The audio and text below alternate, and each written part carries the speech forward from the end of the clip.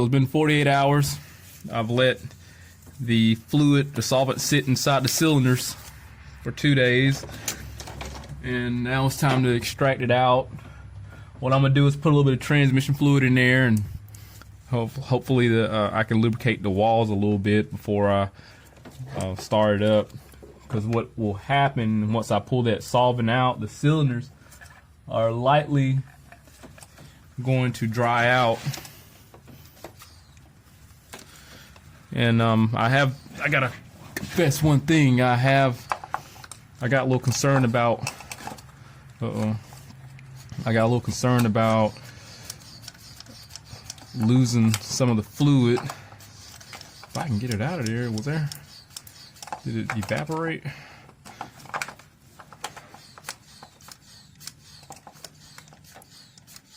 I think.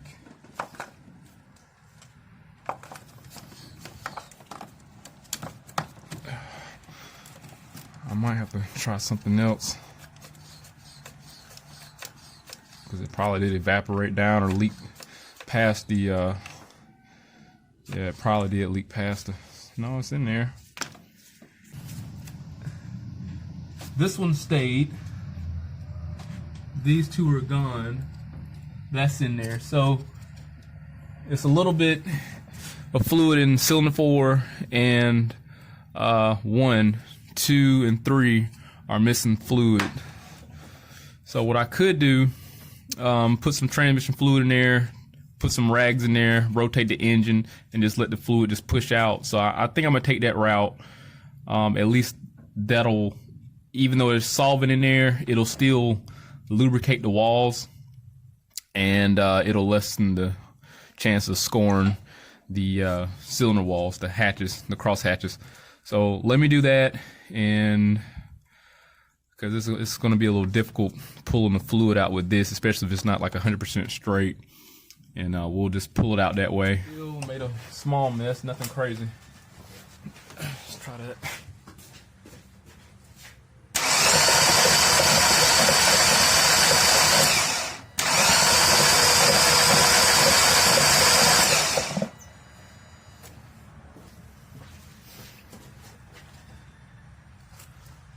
Man.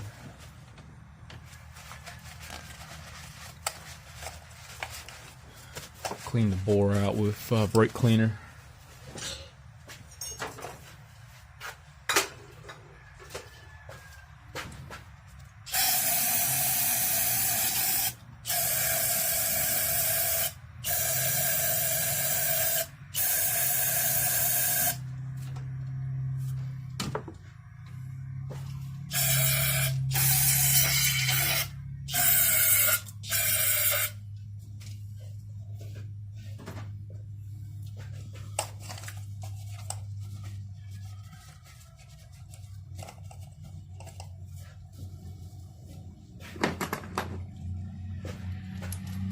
I know it may seem like I kind of defeat the purpose, but at the same time, that transmission fluid still coated the walls a little bit, so something's better than nothing. It's like, well, why would you put a lubricant in there and then put a solvent back on top of the lubricant? Well, something's better than nothing. So.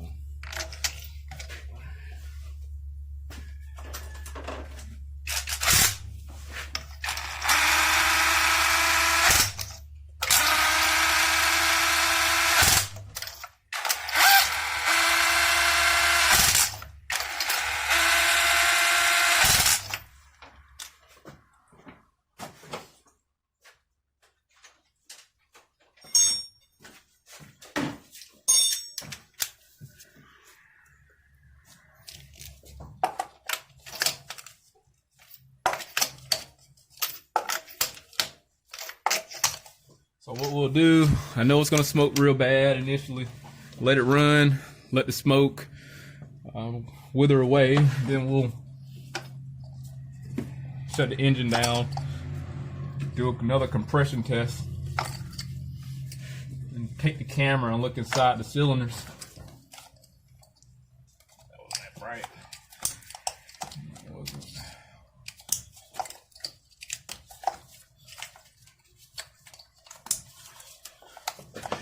Here we go.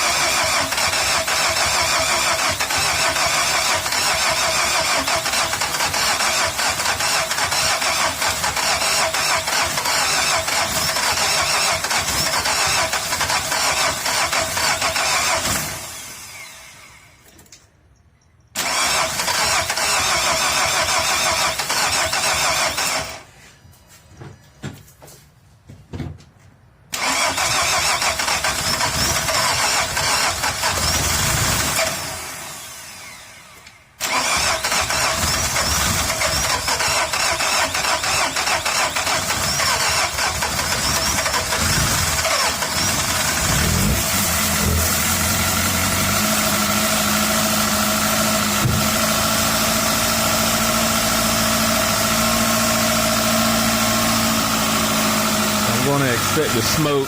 My biggest thing is once it warms up, everything expands how it's going to react.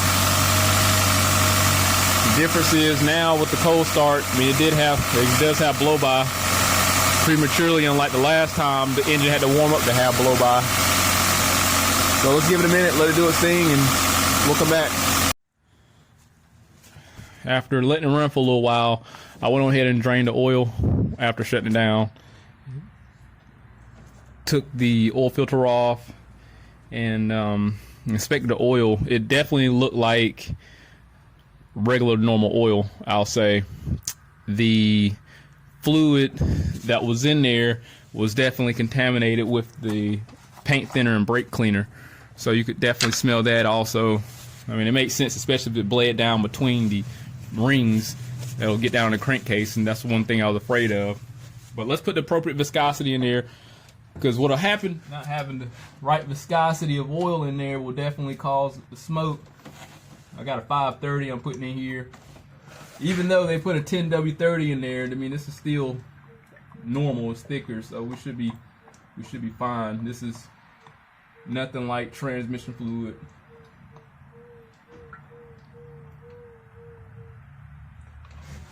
Allegedly, transmission fluid supposed to flow like a 520. Allegedly, but it seemed like it flowed more like a 0 weight. Let's see how clean this crankcase is. That oil look a whole lot better. It looks a lot cleaner. I mean, obviously because it's brand new. See if I fill it all the way up. Yeah, it's close to being full.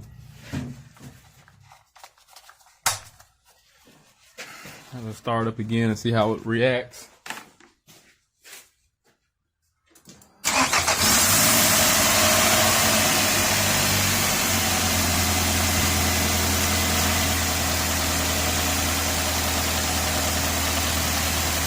I'm gonna let it sit for about 20 minutes and run. We'll come back and check on it.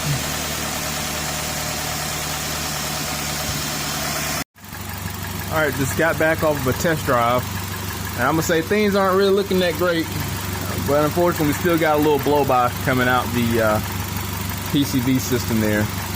It doesn't smoke bad once you start driving it, but after a while letting it sit, then it starts to really show itself. So what we're going to go ahead and do a compression test to see if there's any change in compression, and we're going to try another variable and see if this actually will help with the issue that we got.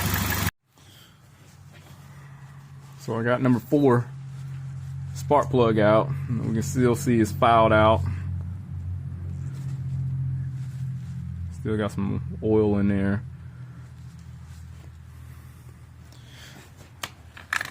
If you look down on the cylinder look a little bit more cleaner.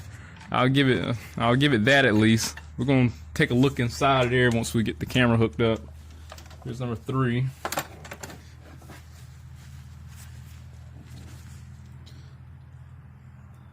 Yep, filed out.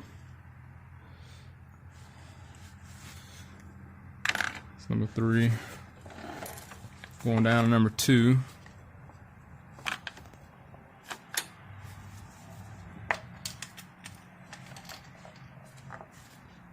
Number 2 looks really good in comparison to 3 and 4. That looks normal in comparison to 3 and 4. Here's 1. Which was kind of questionable, but let's see how this one looks. That looks better than 3 and 4, so it looked like our issues are primarily 3 and 4. Let's take the camera, go down in there. We're at cylinder 4.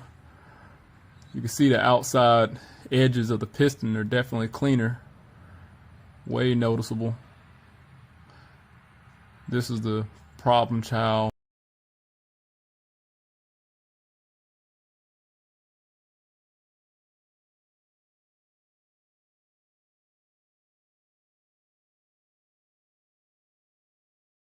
Going to cylinder 3.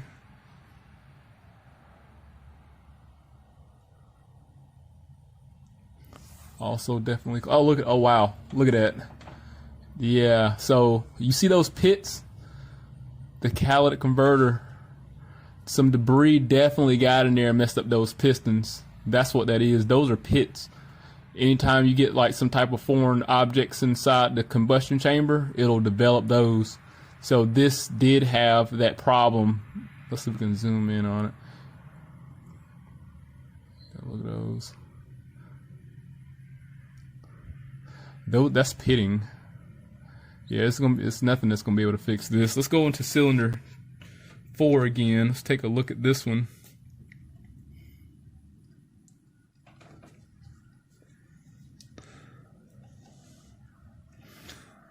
So it's clean.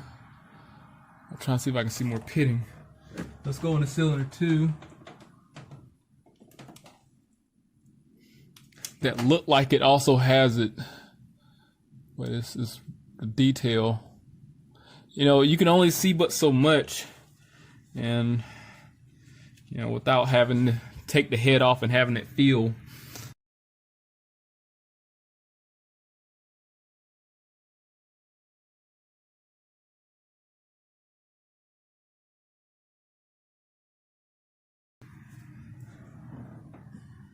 Not going to be 100%. Here's cylinder 1.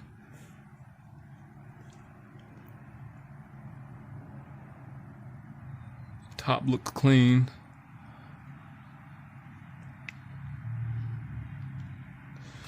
Let's go back and seal.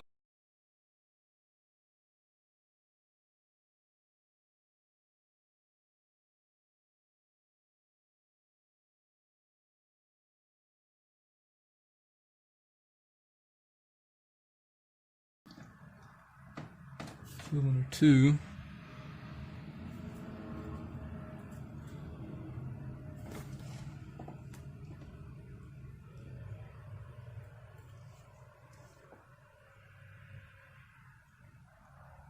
Definitely a lot cleaner also. Alright, now in previous tests, we had a compression rating of approximately 170 on each cylinder. It was like 167, not quite at 170. So let's see if there's any change.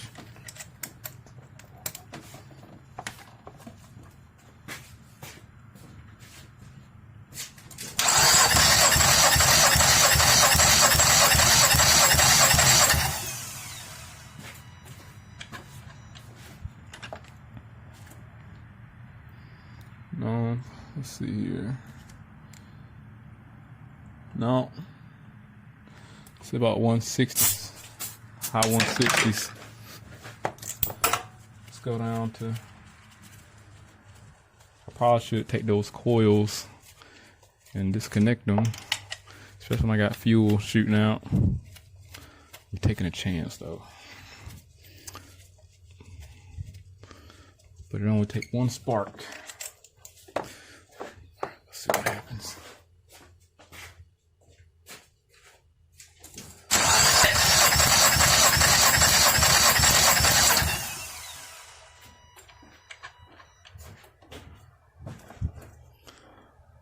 That one's actually a little lower. It was like 150s.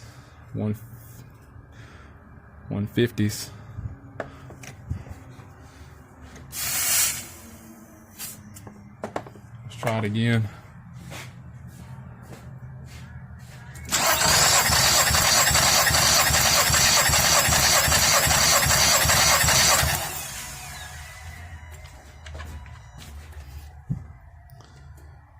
Compression seemed like it dropped on this cylinder here, and that's the one that looked like it's the worst. The piston top looked like it's got little craters in there.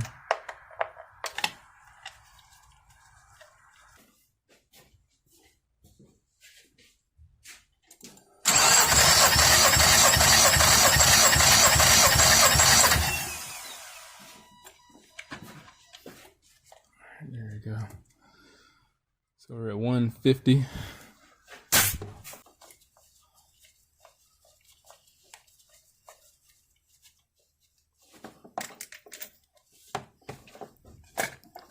Number one.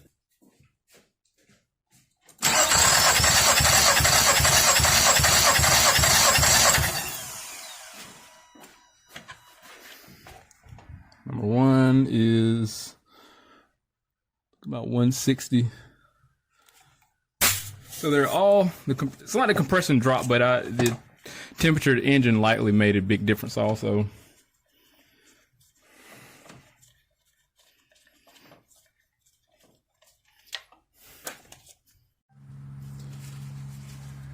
After reviewing the inside of these cylinders, looking at the top of the domes of the piston, there's likely the TSB issue, that the contaminants from the catalytic converter got in there and messed up the piston. There's no way those pits that you see at the top of the dome there, I mean, those are particulates. Those are like just some like ferrous material. Something hard had to get in there and beat down on those pistons. And likely once you pull the head off, the valves are probably gonna have pitting also. Like, so 3 is our problem. Likely 4 probably had it, you know, with the stroke of luck, probably didn't have the pitting. But either way, we got some clearance problems. One other thing we can do is something that I really don't do. It's just more of an unorthodox thing that I would try, and is put Lucas in there. So we're gonna try this and see if it actually raises the compression, prevents the oil loss, and if it actually helps with the blow-by that it has.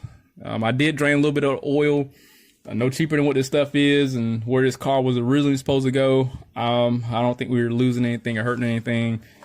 You know, if it gets to this point, you know, golly, I don't know what to tell you.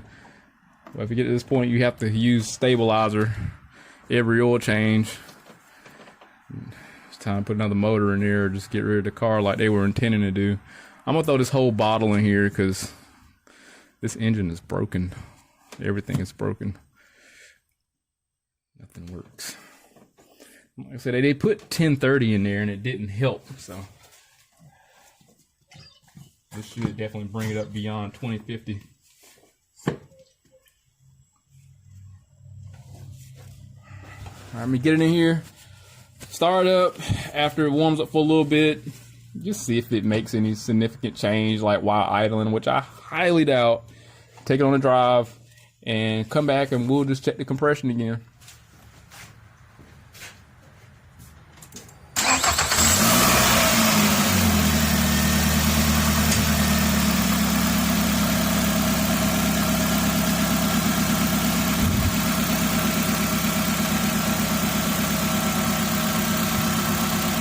Give it a minute. All right, so we just got back off a test drive. Excuse number 1 cylinder. That had another oil leak inside of there. The valve cover needs to be replaced. And when I got back, that was just full of oil, had a pool of it in there. So I cleaned it out again and put some RTV sealant in it. Being that the customer's real reluctant about putting more money in it, this is just a cheaper alternative. And it gives me the opportunity to try this little experiment and see if it actually works or not. I will say, taking on a test drive, it stopped smoking. I don't know if it was the combination of the elixir I put inside the cylinders and the Lucas, put it in there after changing the oil. But the whole purpose of the Lucas is simply to seal up the rings in the cylinder walls to prevent the oil from bypassing those excessive clearances. So like if you were to put a 0 weight in here, like on a normal vehicle, it would still smoke and have some issues, but it would, that oil would seep through tighter crevices. That's why the oil has a standard recommended weight you have to put in there. That's just one of many reasons. But in this particular case, that Lucas may have fixed the compression loss. So what we're going to do, we're going to do a compression test, inspect the spark plugs, and then hey, if anything happens, I'll definitely update in the description. But let's pull those plugs out and inspect those.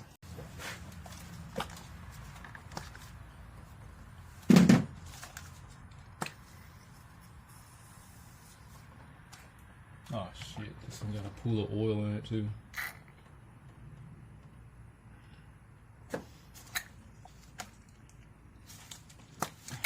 Golly.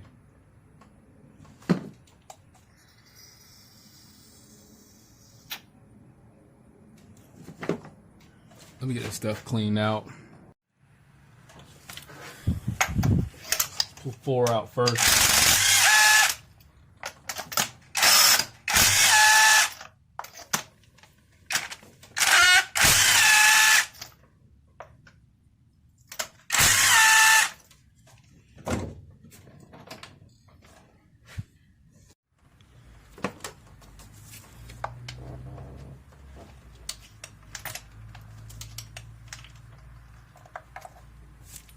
Damn, that is crazy. Look at that. Look how dry. That is amazing. Look how dry that is in comparison to what it was before. Wow, that's 4. That was allegedly our troubled child. Want to go to 3. Oh yeah, way better. That is way better.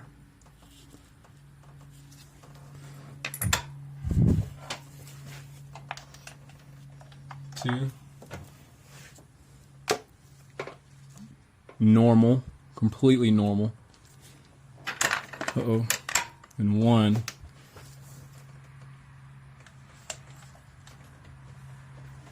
Oh yeah, that looks great. All of them look really good. That is amazing. None of the cylinders are actually consuming any oil. I am like shocked and amazed.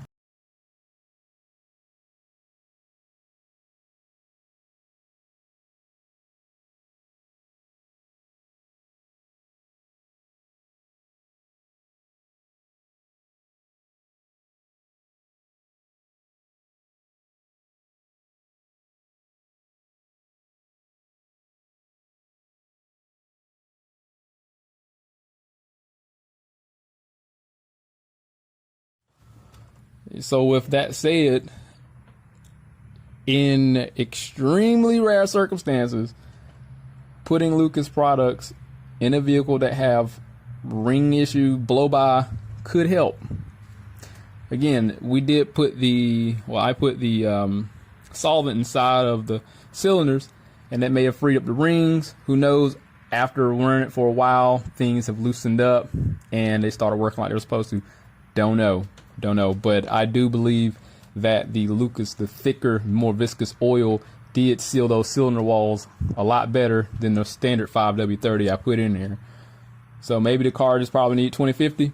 I don't know. But if those plugs are dry, this cylinder wall, the cylinder is going to be dry. The chamber is going to be dry.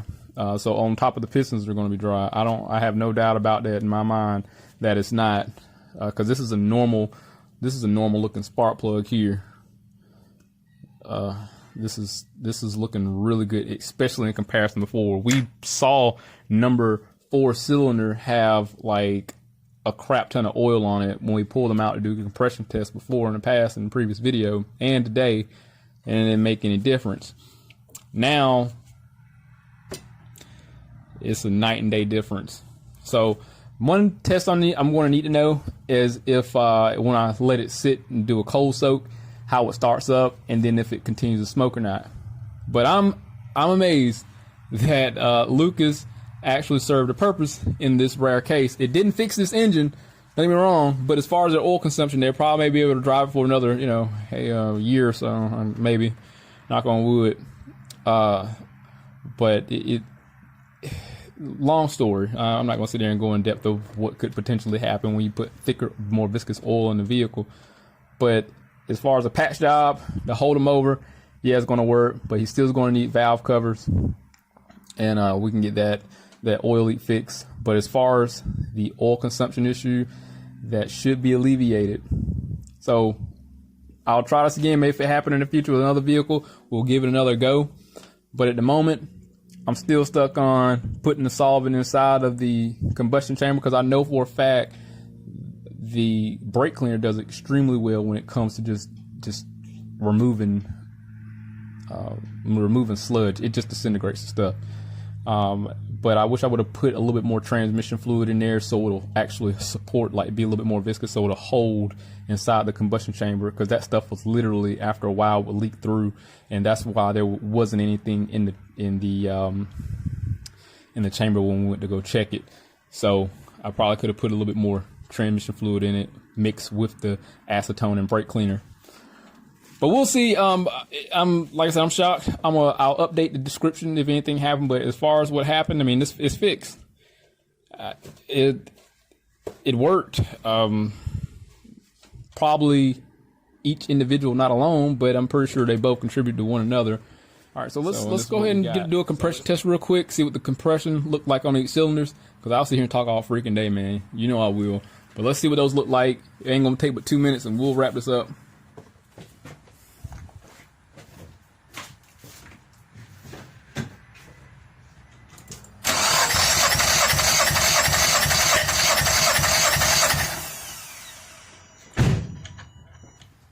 What the hell is that popping noise?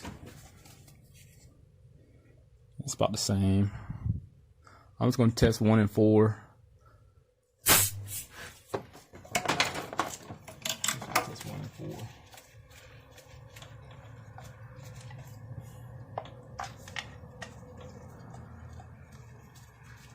So I'm going to go to cylinder 4.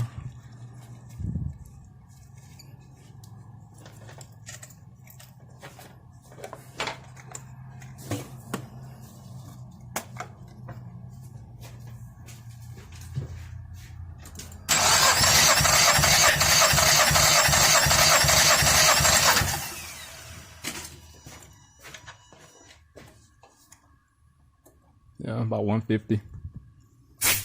So 160 or so. So I'm just testing a couple of them. I mean, that's 50% of them. It didn't really make too much of a difference. I mean, the compression was already still good anyway. It was just probably just alone, just the oil rings that were causing the problem. So the piston rings lightly were fine. If the oil rings are defective, the oil will seep through, because that's like nearly its first line of defense. More likely is only, and then it'll go through the ring end gap and then get inside the combustion chamber, because that's a lot of pressure coming down once that piston starts going up and down. Well, like I said, I'm gonna let this sit, do its thing, just let it do a cold soak, and when I start up, then I'll kind of know how it's gonna react during a morning start. But as far as running, like, it looks great. I am not disappointed at all with these spark plugs. I mean, this looks fantastic in comparison to what we got before. If it'll focus. Yeah, this looks fantastic. This is amazing. This is great. This is interesting. But again, I mean, like I said, for those products to work, it has to meet the requirements to use that product. I mean, I know for a fact these piston rings, or it was a ring issue. I know for a fact. I mean, I'm not. It qualified for it, but it still wouldn't hurt to try some other things in regards to, you know, getting the rings clean. Try that. Try the transmission fluid. It may work. I'm not a big fan of it, but try mixing with acetone. Let it sit. I'd let this sit for 2 days. See what happens. Never know. But what's unique to this particular problem, it was the fact, again, it had blow by. We could have done a leak down test, and I'm pretty sure that leak down test would have definitely revealed some issues with the piston. I mean, I put the fluid inside the chamber there, and it was just leaking out the PCV system there. I mean, there's no other way to get into the crankcase besides going through the oil rings, through the piston rings. So, but if anything happened, I'll update the description. But other than that, hit that link, subscribe to the channel, stay informed, have the reassurance of my work. See you on the next one.